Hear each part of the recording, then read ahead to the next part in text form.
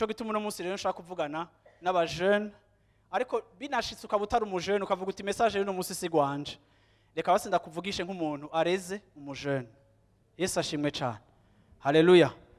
Kugira ngo bigufashe kwimvira gato kubijanye n'abo bantu bari mu maboko yacu, abo bantu bari mu maboko yanyu. Natwe ngaha mu ishengero turafise abantu benshi bari jeune, ariko uyu munsi ndashaka kuvugana particulièrement n'abantu bafise imyaka 30 kumanuka munsi, 30 kumanuka epfo. Ndashaka munyumvirize cyane no munsi. Bwana sifiwe sana. Ndashaka munyumvirize kuko iyi message ifatanye n'igikorwa dushaka gukora, n'igikorwa twumva Imana iturongoye gukora. Haleluya. Apana muri rishengero gusa, ariko muri kino gisagara ca Bujumbura ku kintu citwa umuntu wese yitwa umujene. Bwana sifiwe sana. Yesu ashimwe cyane. Haleluya. Ikintu nshaka guhera ko uno munsi mu gutanga ikicimviro, fise ibintu byinshi byo kubivuga ko, ako ndagerageza kuvuga bike kuko ni introduction y'igikorwa dushaka gukora. Ni introduction ya conference tugomba gukora y'abajene izoba mu kwezi k'umunani. Igikorwa kinini tugomba gukora kandi kimobiliza abantu bose, kimobiliza eglise yose, ariko kandi ni ikintu tugomba gukorera iki gisagara cyose ca Bujumbura kuva muri nord gushika muri sud, est, ouest, ariko turagomba gukora igikorwa kidasanzwe ku kintu citwa abajene. Kandi ico gikorwa si gikorwa kizoba gusa, ariko ni gikorwa kivutse kizohora gikorwa kandi kigakurikiranwa mu bikorwa bitandukanye, ariko mu nzira zidasa nizo dusanzwe tumenyereye mu bikorwa bitandukanye bihora biba mu hirya no hino canke mu mashengero ku bintu bijanye ugwaruka, ariko kandi n'ikintu uburyo nibaza ko ari ubw'inkoramutima Imana igomba ko tuvugana nako namwebwe muri kino gitondo. Ikintu ca mbere nshaka guhera ko iki gikorane tuzokora ni gikorane kizokwitwa ejo canke citwa tomorrow. Nico gituma uno munsi nambaye t-shirt yitwa can see. Uravyumva? Iki ni movement, ni kintu numvise mu mutima wanje haraheze indwi zibiri kwa kane ndara kweri mu makesha nimvira ico kintu, ariko numva Imana iri kiramvugisha ku ijambo ryitwa ejo, demain, ejo. Uravyumva? Ako nkumva iryo jambo uburyo Imana iri kirarimbarira mu buryo bw'abajene canke mu rugezo rw'ugwaruka canke abantu bakiri jeune. Iryo joro ryo kwa kane nirarira muri ivyo vyimviro, ndavyimvira ko kwa kane canke kwa gatatu mwijoro haraheze indwi zibiri, ariko numva vy'ukuri Imana iri kiravugana n'umutima wanje ikintu gikomeye, kandi numva nshaka kubahamagariramo mwese dopre ebana mu buryo bumwe canke ubundi. Ndashaka ko mwese mwiyemplika kuri ico gikorwa, siko? Ndashaka ko mwese tuja hamwe kwiyumvira ejo muri sensi yihe. Ikuntu Imana yakimbariye, nabonye ukuntu kenshi iyo umuntu akiri jeune afise imyaka 15, afise imyaka 16, afise imyaka 20, kenshi iyo umuntu akiri jeune yama yumva ko agifise umwanya. Nimba ari ikintu je nakuze n'izindi umujene twakuze twumva umenga turafise umwanya. Iyo umuntu akiri muto hariho vraiment ico cimviro kiza, kandi nivyo kuko abantu bose bakubwira ko ukiri mutoya. Abantu bakiri batoya muvuge ngo amen. Ko muri bake kandi ari mwebwe benshi. Abantu bakiri bato muvuge ngo amen. Abantu mwese muri munsi ya 30 museme amina. Yesu ashimwe cyane. Amina. Mwe karabaye filime yari zinze. Sivyo? Sasa rero hari ikintu cadushikira ugasanga kuko abantu baguma ngo uracari muto, uracari muto, uracari muto. Iyo ukiri muto abantu barakumvisha ko ukiri muto, kandi ukumva umenga ego uracari muto. Hariho umwanya wo kwikorera amagafe yawe, hariho umwanya wo kwigenza uko ushaka kubera uracari mutoya. Niyo umuntu yakoze amakosa abantu bakavuga ngo erega aracari mutoya, erega aracari muto, ntaco. N'umuntu akaza akakuremesha ngo ega naho uri kurakora amakosa ntaco, uracari muto, uracafise umwanya wo kugerageza no kugerageza bigakunda canke bikanka, uracari mutoya. Ugasanga ico cimviro rero uracari mutoya kirica abantu bakiri batoya, ku buryo none munsi ndiko ndavuga hariho abantu bumva yuko bafise imyaka myinshi iri imbere yabo. Kera umbwiye umuntu afise imyaka 45 kandi aho si kera cane, ndacafise iyo sentiment ndacayumva umbwiye umuntu afise 45. numva ari umuntu ashaje w'umutama none raba je nagize ikorosi namaze kwirengana sinkiyarura naho nteye nimba ngeze kuri 46 nimba ngeze kuri 47 ndagerageza kuvyiyibagiza uravyumva ko nahagarika imyaka yanje kuri 25 uravyumva ntiyasubiye kwa avance mu mubiri ira avance mweme iravanza ko je yarahagaze siko ariko kandi birantangaza iyo mbonye ingene imyaka yirukanka bantu b'Imana nta kintu cirukanka nk'imyaka rero abantu iyo umuntu akiri muto yumva umenga aracafise umwanya w'ama essai erreur aracafise umwanya wo gupima ibintu no kugerageza ibintu no gutangura ibintu no kubivamo natwebwe rimwe na rimwe tukireze tukaguma tubona abana bacu umenga n'abana batoya baracari batoya ariko ugatangazwa n'ivyimviro bibavamo ugatangazwa n'ikintu akubajije ugashita ukuvuga ngo erega babana barakuze kuko wewe ugumana ico gicapo c'ubwana ariko kandi Imana iri kirambarira kuri iri jambo yanyeretse muri Bibiliya numvise imengana nk'ikibazo Imana mpwemu yarambajije mbe kubera ko Imana yahamagaye abantu benshi bakiri batoya sishaka guteba ku bantu benshi aho ngenda bagire ngo Bibiliya yuzuye histoire y'abantu bahamagaye bakiri batoya bamwe mu bastare ba Bibiliya muzi bahamagaye bakiri batoya harimo Yosefu uravyumva Kristo aramutubwiye ko ku munsi wa Mungu uheze n'umuntu Imana yahamagaye imuha inzozi agifise imyaka 15 siko uravye Dawidi yahamagawe afise imyaka nk'iyo nka 15 uravye umuntu nka Samuel yagize impact niniya muri Israel pendant 40 ans wewe Imana yamuhamagaye kuva kiri ruhinja afise imyaka 3 ingahe ariho yaje gutangwa mu nzu y'Imana akiri muto cyane ngerageza kwimvira rero numva umenga Imana imbaza ikibazo kubera iki jewe Imana aba bantu nagiye ndabakomunika ico ndabashaka ko bakiri batoya kuki nabamenyesheje umuhamagaro bakiri abana kuko aba bantu bose bo muri Bibiliya buzuye nabavugishije bakiri batoya nimba jewe Imana nahaye abantu responsabilité nkababwira umuhamagaro ukomeye ku buzima bwabo bakiri bato nuko mu ncamake nta myaka y'ubuto ihari ariko kandi ngira ndababwire ngo rimwe na rimwe kuko twumva ko turi justifié turaba jeune tukumva yuko kuko imyaka yanje kiri hafi usanga iyo myaka y'umuntu akiri muto niyo myaka nyene abantu benshi bariko barapfirako abantu benshi abajene benshi bariko bapfira muri iyo myaka si bishasha niko vyamye no mu gihe cacu kandi niko birushiriza kugenda biba uko isi gendira abanabi uko umunsi w'iherezo ugenda urushiriza kwegera ibintu biragenda biba nabi ivyica abantu bikazinduka bikaza kubica hakiri kare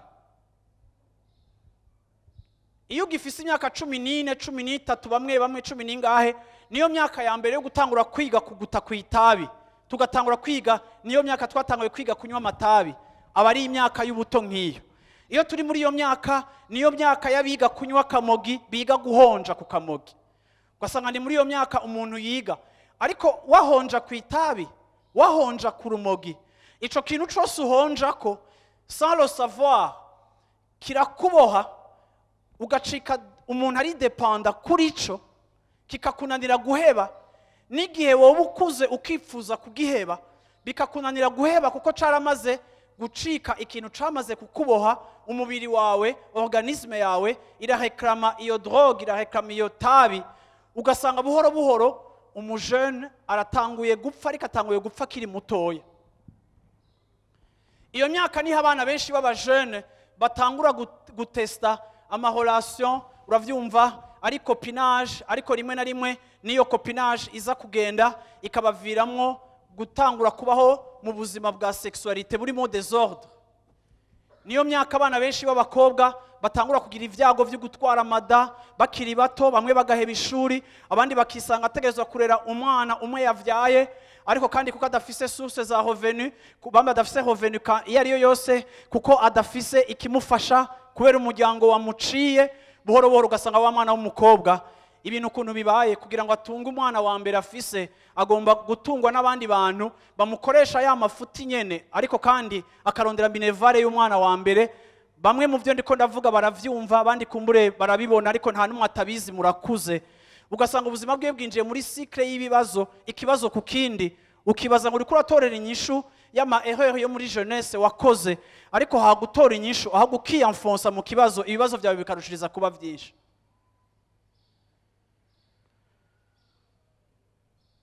usanga rero iyi myaka mufise n'imyaka abana tureze bafise nabo muri ko murakuza bafise aho bariko baraja, niyo myaka mibi cyane, ariyo myaka yo gutwagwa no guhenda, ariyo myaka yo kwigana utiyumvira ica abandi bariko baragira gute, ariko kandi ni nayo myaka yo kwibaza ngo ndacari jeune, ndacari mutoya, ntihararengerana, ntiharagera, ndacafise umwanya. Ariko ikintu Imana yambwiye, amakosa amwe dukora tukiri jeune ntakosorwa. Naho bishika ugakizwa, hariho amakosa agakiza kadakosora. Nimba ukiri umujene baraguhongoye ukarubura imapengu, wakiriye Yesu amenyo ntagaruka. Nimba ukiri jeune waragiye ukigendera mu buzima bw'akaborege bakakumena ijisho, wakiriye Yesu ijisho ntirigaruka. Hari ibintu agakiza kadakosora iyo twabiguyemo tukiri jeune. Rero niyo dukijijwe, uravyumva, bidusaba kuba turi abantu bafise ukwizera n'urukundo rw'Imana rudasanzwe, kugira ngo dushishikare twumvira Imana turi muri za consequences za ya madecision mabi twafata tukiri bato. Ikintu Imana yambwiye yantahuje kiri bizarre, ariko kandi numva ashaka kuvuga, numvise imenga Imana yantahuje yuko ejo ntiyabaho. Demain n'existe pas. Ejo ntiyabaho. En d'autres termes, ejo hawe ntako hazosa hatandukanye n'ico uri kurakora uyu munsi.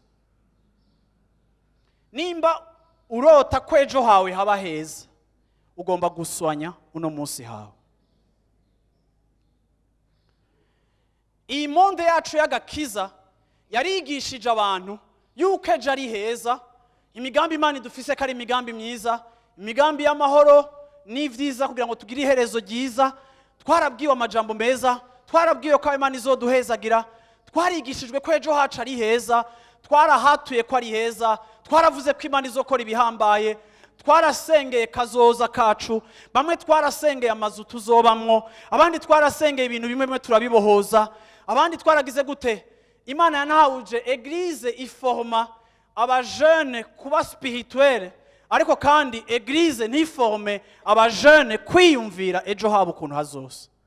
Ni nk'uko umenge ejo hanje barahasengera, ariko ikintu Imana yantahuje, ico yakintahuje kuva kera, ejo hanje saho nsengera, ariko ejo hanje uko hazosa ndafise ico ngomba kuhakorera uyu munsi.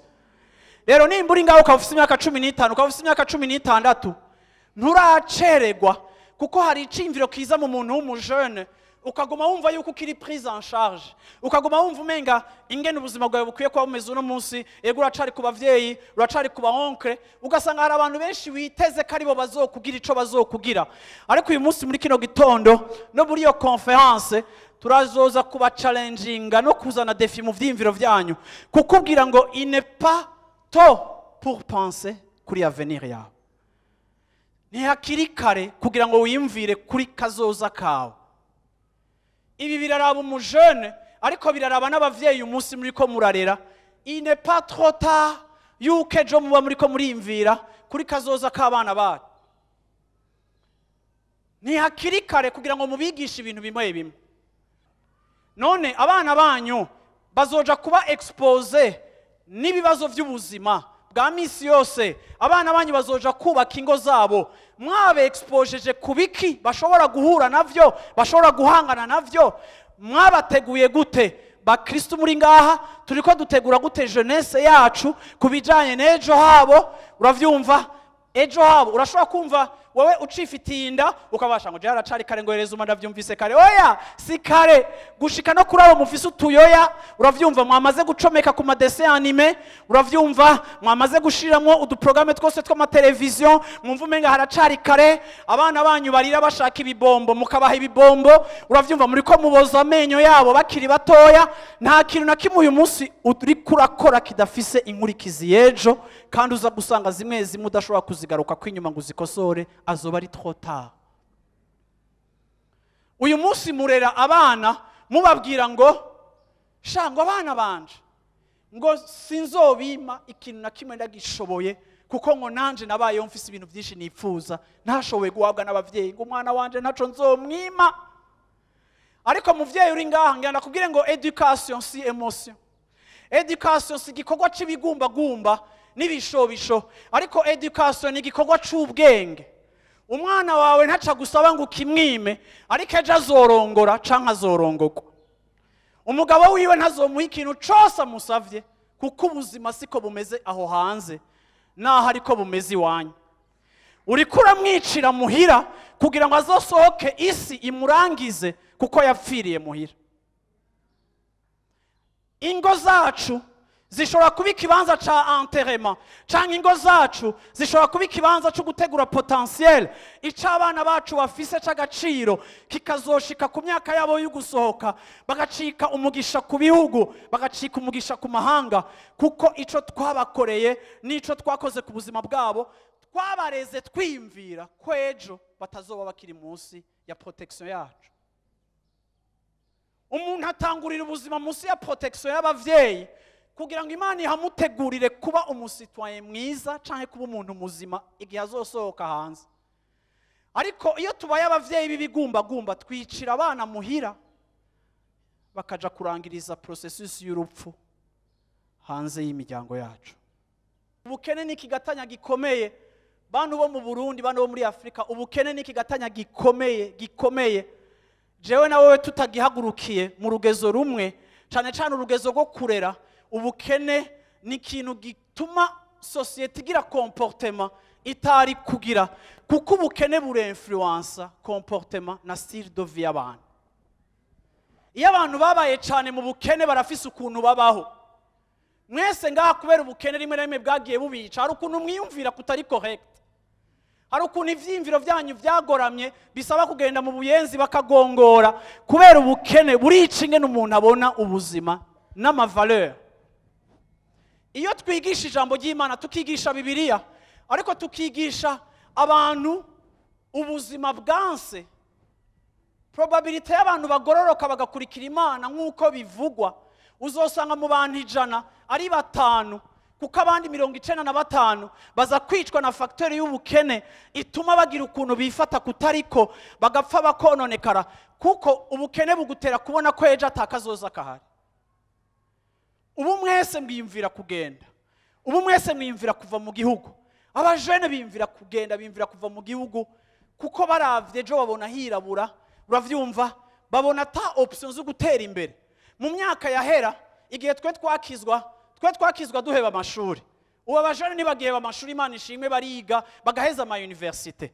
Ariko uyu munsi benshi bicaranye ayo ma diplome, baraheje ama universite ariko nta kazi bafise. Hagera ko barongora atakazi bafise, hagera ko biteza imbere mu bintu bimwe atabuzi bafise. Ivyo bintu uko biri kose birabafekta, birabica, bikabonona. Et pourtant ngaha muri église turafise abantu qui ont réussi, turafise abantu ngaha muri église bafise aho bigejeje, bafise aho bariko baraja, bafise aho bateye, turafise abantu bafise témoignage ziterambere z'ubuzima bwabo batarinze guca mu manyanga, bashobora gufashisha abandi bajene kugira ngo abajene bumve ko hari ivyizigiro muri Kristo Yesu, yuko bishoboka, yuko Imana ishobora guhindura ibintu. Hari ibintu byinshi dushobora gukorera mu Imana, mufise Imana yabatungishijemwo. Hari abafise ama statistique, hari abafise ama ministere bakoramo, bafise ibiharuro, hari abafise ibiki n'ibiki, ariko kandi bashobora kubona bakavuga ati iki kintu kirashobora kuza kigafasha abajene. Rero ndashaka kuvuga ngo ejo iyo utahiyumviriye uno munsi, ejo hakugwa ko nk'imvura ije giturumbuka. Abantu benshi twagiye tugwa muri Kazoza tukayisubisa, Kazoza kakatugwa ko pa. Nubu muri mwega abajene bari ngaha, ejo mutaravye neza mwibaza ngo mukiri batoya, ejo mutaravye neza hagiye kubagwako, hagiye kubashikako atakintu mwiyumviriye, atakintu mwateguye. Rimwe mugasenga cane musengera ejo, ariko uyu munsi ngira ndabakuri inkoni gwashitsi, Kazoza si ikintu basengera gusa. Igihe Imana yarema ibintu vyose, ikarema ibikoko, ikarema amafi, ikabwira Adamu ati ibi vyose nabishizeho kugira ngo bitegeke uvyita amazina. Imana yararangije igikorwa, irabwira Adamu, iramubwira ati genda ukwira isi yose, genda urondoke, genda we explore. Imana yamuhaye igikorwa yagarukirije ahantu, ariko kugira ngo agende kukibandanya. Imana n'umukozi, kandi yaremye Adamu ari umukozi. Uyu munsi ubutumwa buvugwa hirya no hino mu mashengero burahakwa gukengera facteur y'akazi. Ubutumwa abantu kenshi bikunda bigishwa rimwe burahakwa gusuzugura akazi gukora. Sinshaka kubabesha. Jewe muri igihe dutangura eglise nta muntu numwe yigeze amprepara ngo ntahuze yuko amafaranga afise uruhara mu kubaka igikorwa c'Imana. Nari nzi yuko usenga ukavuga mu ndimi kashe ntikenewe. Kuko iyi monde yacu y'igiporoti irafise ukuntu ikengera akazi. Ariko ico ukengereye ntikibuza ko ejo kikugwako. Kandi ngenda kubwira yuko kubijanye no gutera imbere Imana ntiyavuze ngo dusenge, ariko kubijanye no gutera imbere Imana yavuze ngo biba, kora, vyuka, zinduka. Imana yarakoze iraruhuka muri weekend, ku munsi wa gatandatu iraruhuka, ariko yaruhutse yakoze. Mbega abantu b'Imana muremera ko Imana ari gushobora kudakora ibintu bikirema? Kuko irashoboye. Ariko ngo n'Imana yarakoze ireprova besoin y'akaruhuko, ngo imaze gushaka ku munsi wa gatandatu iraruhuka. Ariko nta muntu aruhuka atakoze. Uyu munsi tuko tuvyara mu mashengero yacu abajene baruhutse cyane, ariko bakaruhuka cyane atakintu na kimwe bigeze bakora. Ijambo kuruhuka ni ijambo rivugwa iyo hari ico wakoze. Birambabaza iyo mbonye abajene uyu munsi basimba, batamba, bajugumira, uravyumva bavuga ko batunze, bavuga ko ari abamiliyarderi. Birambabaza, uravyumva iyo numvise ibikorane biprepara abantu kuba abamiliyarderi, ariko kandi bitabaprepara gukora kugira ngo babe abamiliyarderi, ariko bikababwira yuko ari ibintu gusa byo kuvuga ngo twararemye ngo turi vyaremwe bishasha. Uravyumva ngo turi wa muntu mushashi cashaka aragihamagara, turakomana tugahamagara. Bantu b'Imana, ubwo butuma ngenda babwire ngo depoza abajene muri ngaha. Abajene n'abantu bakunda ubushobozi, abajene n'abantu bakunda ibintu biri powerful. Iyo mvise bene ubwo butuma uravuga ati yes, ugasanga abana bareko barajugumira, bamwe bagaheba amashuri, abandi bakifuka bagasinzira. Ariko ngenda kubwire ngo kuba miliyarderi ntibavyatura. Uravyumva nta numwe turumva mu ba miliyarderi yatuye. Uravyumva hariho n'abavutse babiri kuko Imana yabahaye ubwo butunzi. Ariko kandi abantu bose batera imbere hari ico bakora, icuya cabo kireexista, barazi kubira icuya. Haleluya, barazi gutakaza ifresher, bakabira icuya kuko hari ico bakoze. Ngira ndakubwire ngo Imana yadukuye ku muvumo wa Adamu, ariko kandi turakora tukabira icuya, ariko tugatera imbere dufise akaruhuko mu mutima. Iryo niryo sabato Kristo yaduhaye, gutera imbere twabize icuya ariko tudasinzikaye mu mutima, dufise isabato, dufise akaruhuko. Iyo turi abantu bizera turasenga tukabwira Imana ibintu bigomba guhinduka. Ibyo dushaka kubona bihinduka mu mibereho yacu, ibyo dushaka kubona bihinduka muri famille zacu, muri voisinage, turasenga uko turi abantu b'Imana. Kandi tuzi yuko Imana ifise umugambi mwiza, turayasosiya muco dushaka kubona gihindutse. Hari igihe rimwe na rimwe bakizwa baba pentekotiste b'impwemu bibaza yuko kwiyumvira n'ubwenge biri contre l'esprit de Dieu. Hari imyaka yahera sinzi ko ariko bikiri kumbura ahantu hamwe hamwe abantu barakengereye ubwenge, ariko proverbe twigisha Imana yitwa bwenge. Turakonsakra umwanya munini gusengera ibintu dushaka ko bihinduka, ariko tugakonsakra umwanya muke kwiyumvira ibyo dushaka guhinduka ibyo ari byo n'ingene bikwiye guhinduka. Ubwiye abantu ngo twiyumvire, twandike twiyumvire, mengo uri kurabaruhisha mu mutwe.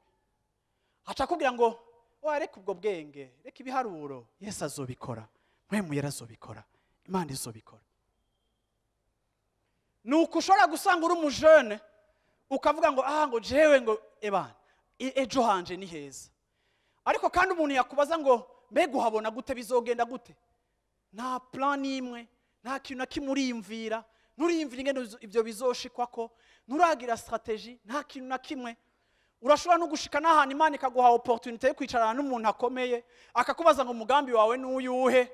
Uravyumva, yakubaza financement y'umugambi wawe, yakubaza projet yawe icikuta, ugatangura ngo sidavyimvira, ariko ngo nibaza yuko 5 million yokwira. Nibaza, uravyumva, projet yawe ni baguha 5 million ugasanga projet yawe ari ya 15 million, kuko wagize isanganya n'ubunebwe bwo kuba wararose ico ushaka gushikako, ariko ntibigeze uciyumvira ngo ugishire mu mugambi uciyumvireko. Afrika uretse ko ndiko ndabwira abajene Afrika ubandanije gukengera ubwenge ntushobora gutera imbere. Afrika irasenga cyane ariko turane ko gusenga cyane kwa Afrika kutayiteje imbere. Bibiri ivuga ngo Imana yagize iciyumviro ngo icivuga ngo tureme dukore. Imana yariyumviriye imbere yo kuexecuta. Imana yari ifise plan. Uyu munsi mubishaka mutabishaka mwizera mutizera isi rikigendera muri plan y'Imana. Ikintu cyose ko kiraba muri mwisi ari politique, ari finance, ari géopolitique, ari ma réalité, ari ma apport de force, ari ibintu biko birahinduka mwisi. Isi ngenisa ivyo mubona muri televiziyo biri prophétique. Ijambo ry'Imana ryarahije kubivuga kuva kera. Wowe ntavyuzi ariko biko bigendera muri dessin na projet y'Imana kuko Imana yacu ni Imana iprojeta iyumvira igaplanify. Rero nitwoyigira umubeshi ngo twe dukengere kwiyumvira. Hari ibintu byinshi bibaza igituma vyapfuye warabisengeye cyane ariko kandi nuko ntaco wavyiyumviriye ko ntaco wabiteguriye. Ariko urizeye ko bizoba ariko pore imisiri kira kujana misiri kira guherana. Iyo rero turi abantu badategura duca tuvuga ngo ivy'Imana asha nta bwenge babishira mu ivy'Imana biraza canke ntibize. Mbwira umuntu mwicaye uti no excuse. Yesu ashimwe cyane. Yesu ashimwe cyane. Ndashaka yuko muri conference tuzokora muri ute abajene ubwenge bwabo bumva buriko buraka bakumva. Reka ndabwire abantu b'Imana hari ikintu kimbabaza iyo tuvuze ibikorane by'abajene n'abajene musengera ngaha mu nyumve neza. Iyo tuvuze ibikorane by'abajene duca tubona amatara ya rouge na bleu, duca tubona ambiance, duca tubona imiziki. Nkuko umenga imiziki no gutamba muravyumva mu mbabarire kubivuga birashobora guhindura abantu. Bajene bo muri Afrika bo mu Burundi Yesu ashimwe cyane. Ngenda bagire bajene dufise ibibazo byinshi cyane ejo hanyu harimo intambara nyinshi cyane ku buryo gutamba nta kintu kinini bizobafasha. Murashobora guheza gutamba mugasanga imeza zanyu ziri kwinzara. Sindabona umuntu ngaha muri iki gihugu cacu imiziki yubakiye inzu. Muko muranyumva? Abanyafrika turakunda gutamba. Abanyafrika turakunda ambiance. Ariko reka ndabahebuze ndababwire ngo ntituri muri situation idupermeta kuguma muri ambiance igihe ibintu biriko birayangara tutaze ejo hacu ingene hazoba hasa. Ni vyiza kuryoherwa tugacelebra tukaja muri ambiance ariko ni vyiza no kwiyumvira. Abajene ndavuze ngo ni vyiza kwiyumvira. Abajene ndavuze ngo ni vyiza kugira gute? Haleluya. Amen. Nturacererwa kandi ntiyakiri kare cyane kugira wiyumvire ico ushaka kudovena ejo utangure kugiplanify. Musomye chapitre 3 ya Nehemia sindayisoma. Chapitre 3 muri chapitre 2 Nehemia arashika mu gihugu ntiyashitse abwira abantu ngo ndazanye umugambi. Haleluya. Bibiri ivuga ngo yamaze iminsi 3 ye explore azunguruka yiyumvira. Atangura gutravaya kuri communication yiwe. Atangura kwiyumvira le bon moment yo gukomunika projet azanye. Atangura kwiyumvira umwanya mwiza wo kumobiliza abandi bantu kuzoza muri projet yiwe. Amara iminsi azunguruka, amara iminsi agenda. Ndiko ndababwira ngo muri chapitre 1 tubona Nehemia yambara amagunira akarira gasenga cyane. Ariko chapitre 2 itwerekana chapitre 3 umunehemia w'umustratege atari umuntu apfa kuvumbukira agakorokera mu bintu ariko ivyajamwo aba yavyiyumviriye. Ndagomba kukubwira ngo Imana irikira hagurutsa iragomba guhagurutsa une jeunesse yiyumvira mu nzu y'Imana. Usomye chapitre 4 no muri chapitre 2 twabonye yuko naho Nehemia yasenze tuguma tubona muri gitabo ca Nehemia abantu bitwa ba Sanbalati na ba Tobiya n'abantu baza kumugwanya n'abantu baza kugwanya le plan de Dieu n'abantu baza kugwanya projet afise. Ikintu cyose ciza ushaka gushika ko kiragwanywa. Nehemia yari yarasenze ariko ntiyabwira Imana ngo Mana kuko inasenze bakaba ariko barangwanya. No, il était préparé guhura n'abantu bibipinga. ariko mu masengesho Imana rero mwubatse mu kwizera bikwiye ku buryo naho hari abaza kumugwanya Imana rero muhaye ubuntu bukwiranye na projet yaragiye gukora ku buryo abamudekuhaje batari bakwiye kugira ngo bamutere guta ariko kandi yarashishikaye. Bwana sifiwe sana. Ubuzima ntimugakengere kwiyumvira, ntimugakengere guplanifya. Birantangaza urashobora kubona umuntu yari afise ubwenge mu buzima bwo hanze, yashitse ku bintu bikomeye, ariko yakizwa agatangura kwinjira mu bintu by'Imana ukabona umenga ya intelligence yiwe irabaye inerte. Nkuko umenga muri eglise bamubwira ngo ubwo bwenge bwawe, ugasanga hariho n'abapastori ba complexe abakristo ngo mureke ibyo bintu by'ubwenge ngahanga ibisiga hasi iby'ubwenge ngo hani ibintu byamuheba. Wa muntu akaza ari umuntu afise achievement zikomeye mu isi, yashika mu rusengero bakamubwira yuko ubwenge afise atacu bumaze butanakenewe ngaha towa aha nta kintu dukeneye aho udafise verse ubwo bwenge potere yambari nubwo ngaho mu isi. Ukabona umuntu yevoriwa nawe yandukirwa n'ubujuja asanze yaroye. Nkuko umenga ubwenge ni ikintu kidahawe ikibanza mu nzu y'Imana, ariko Imana yacu ni bwenge. Uravyumva ingene ikora ibintu yabikoze neza, ibintu ukuntu yabipanze biri parfait.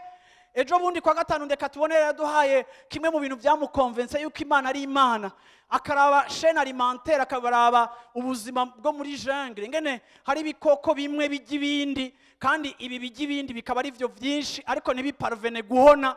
Imana ikasura, uravyumva ama generation kuyandi, iyo equilibre niyo ordre iri muri nature. Ntushobora kumbwira ko Imana yacu idafise ubwenge. Nico gituma no mwishengero ry'Imana hakwiye kubaho ubwenge. Vuga uti bwenge. Yesu ashimwe cyane. Vuga uti bwenge muntu w'Imana, vuga uti bwenge. Bwenge buragufasha kweduka, ubwenge buragufasha gufasha abana bawe, ubwenge buradufasha. Haleluya. Amina. Mani tugombamo equilibre, nta kintu na kimwe dukwiye gukomeza kurusha ikindi. Ntitumere nk'aba abantu baterura ivyuma bavyubuha hejuru bakaba bagangi utuguru tukagoma tumeze nk'utwa Asterix. Uravyumva canke wa mutipe wundi mwewe yari munini yitwa nde? Obelix. Uriko uravyumva? Tugomba kubishengero ridafise rijyataye kuko ijyataye ntiryoshe kubona aho ubona umuntu ntanagasusu ntagira na hariya aho ukabona hejuru ni gangi yakomeje ahantu hamwe, ariko tugomba kuba abantu bakomeye ukoro yose iri entier iri équilibré. Ico inshi Imana dushakiramo ibintu byose uvyara urota ushaka kuvyara. Hari igihe bisaba kuhektifya canke guhindura strategy yo kubishikako bivaye n'ingene muhemu yaragendera kurongora kandi bivanye n'intambamyi uhuriranye nazo mu nzira zitari zihara ubwa mbere ugutangura. Ariko kandi iyo uhindura ivyo uhindura ntubihindura gusa kuko wanavyiyumviriye ko, ariko ivyiyumviro byawe biba biri inspiré na ya Mana usenga. Iyo equilibre y'ubucuti bwawe n'Imana ifatanye no gukoresha ubwenge Imana iguha, ifatanye no gushira mu ngiro ico Imana ikubwiye, bigatuma projet igenda igashika a terme. Bwana sifiwe sana. Yesu ashimwe cyane. Yesu ashimwe cyane. Haleluya. Ndagomba kubagira abantu b'Imana, ejo hawe ugomba kuhasengera, ugomba kuhiyumvirako, kandi ugomba kugira ico utanguye kubikorera aujourd'hui. Uno munsi wa mujene uri ngaha urafise ico ukwiye gutangura kubikorera ko a partir d'aujourd'hui. Ubu mwese mufise amashene, il y a 20 ans kugira ubu mufise amashene yose ya Canal Horizon waburi abantu bakeya. Uyu munsi Star Time yaraje ku bihumbi vyanyindwi, muraraba Marina, mukaraba Ntuzenya, ibi video vyose vyo muri Brazil n'ivyahe n'ibindi bipfuye. Ubu mwese mufise amatelekomande, niyo conflit principal mu mafamiye yanyu kubera iterambere ryaraje. Ikintu bambaye hakujya urarukimenye nawo ukabura cambaye. Ariko bajya abana b'abazungu batuzanira ibi bintu, bobo baramaze gutera imbere, bamaze imyaka ari ahantu bashitse, ariko twebwe Afrika tutarashika. Iyi internet ntiyari ikwiye kuba juste ya selfie aho utujiga twanyu duherera gusa mudupartage n'utuntu tw'uburofa n'ibiki, mumbabarire kuvyita gutyo. Ariko bajene b'abanyafrika ndavuze ngo nimuvyuke mwiyumvire, mumete au service technologie ibaserve, aho internet ataba ariyo juste ya WhatsApp n'ibintu vy'udupartage. Ariko ni gute wokoresha internet kugira ngo uterecharge ibitabo, ni gute wogenda muri YouTube ukarondera abantu bakwigisha abigisha matematike b'abahinga bashizeho amavideo ni gute wogenda uba ugiye muri YouTube urashobora kwiga ikintu cyo cyose ngira no kwiga kurepara telefone urashobora kuvigira kuri YouTube ubu mufise avantage yuko murashobora kwiga ibintu abantu biga mu université akomeye mukavyigira kuri internet gratuitement mufise bibliothèque iri gratuit iri kuri internet aho mwosoma ibitabo mugasoma ibitabo ivyo mudahabwa mu mashuri yanyu hano mukabihabwa kuko information ziri accessible ariko kuko influence y'ikizungu yamaze kutwica uyu munsi partage zanyu zihagaze kuri rouge à lèvres n'ikirato ariko ngenda kwibutse ngo ejo uzovyuka mu gatondo isahani yawe iri vide ejo uzovyuka mu gatondo udafise minervare y'abana bawe turi Afrika izi publicité zireke kutwica no kutwonona kuko twe ntitumeze nkabo turi mu yindi realite muri generation ya mbere ishobora guhindura ibintu kubera ivyo mufise ko accès ariko murakeneye gutahura ingene mukwiye kubikoresha pour votre bénéfice. Biragoye kubwira umuntu akenye akontrola kese ya entreprise umwana wiwe umuyaya mu telefone akamubwira yuko umuriro wisha umwana ukabucunga kese kabatamahera y'umuti ufise ukabugira utahe umwana arare ku muriro kandi yaburaye ko uzica umuriro ukora ku mwana hamba ngo ntugire reflexe yo kwitiza 30,000 yo guhitana umuti ugaca wibwira yuko ni wagaruka uzoyishura ariko kubigira 2 3 4 uzofata yarengeye salaire yawe hamugirirwe ibakwera ibi controlize itahoriza kugira witwa umusuma abantu baresista kuri iyo tentation numwe ku bantu 30 mu ishengero ry'Imana nasanze bigoye ko abantu bagororoka bakenye cyane nico gituma tugomba kuba turi abantu batahura ico dukwiye gukora cyose kugira ngo tugwanye umudayimoni n'ikigatanya citwa ubukene. Bantu b'Imana nimba dusenga nimba dufise Imana uyu mudayimoni w'ubukene arashobora kuneshwa ariko nitwaba dufise ugwaruka babanebwe après-midi yose bavuye ku ishuri bari kuri televiziyo uravyumva guhera 18h kuduga baba bari kuri televiziyo uravyumva nimba ari ubwo buzima bwo guhagarara kwibarabara mu Nyakabiga ukaraba imiduga ihita ngo nguko wapi ngo niko kubarabara ugahitana ubundi kugavuza uruha ngo ubundi agaca sohoka mugiye he kubarabara uravyumva nimba ubuzima bwacu ari kubarabara uravyumva nimba mu buzima bwacu imigoroba yose ari yo kurondera uno munsi ugufata en charge akagusororera nimba uno munsi atakindurota atari kuva ku kazi ngo wirukanke kujya ibrochette kandi mu nzu yawe utanga ration atana n'imigira inyama kubera ubufaranga buhera muri brochette nimba utazi kuba hafi y'abana bawe nk'umuvyeyi kuko uri mapine ufise amapine ufise udupine musi y'ikirenge cawe ndababwiye ngo shaka musenge ibintu ntibizohinduka kuko Imana ntiyikontrediza muri principe ndashobora gusenga ibintu bigakoreka ariko sishobora gusenga ngo kijya giti kimere Imana yashinze ko kijya giti kimezwa n'imbuto no kuyivomerera no kukibagarira ndashaka kurangiza mvuga ngo abaporoti bagize amasengesho nka pretext y'ubugaba n'ubunebwe bwabo ndagomba kubabwira yuko amasengesho si refuge ega Imana ni refuge ariko amasengesho si refuge par rapport ya responsabilité yacu amasengesho si ikintu twinyegezamwo kuko turabanebwe amasengesho si igikorwa c'abanebwe badafise ico bakora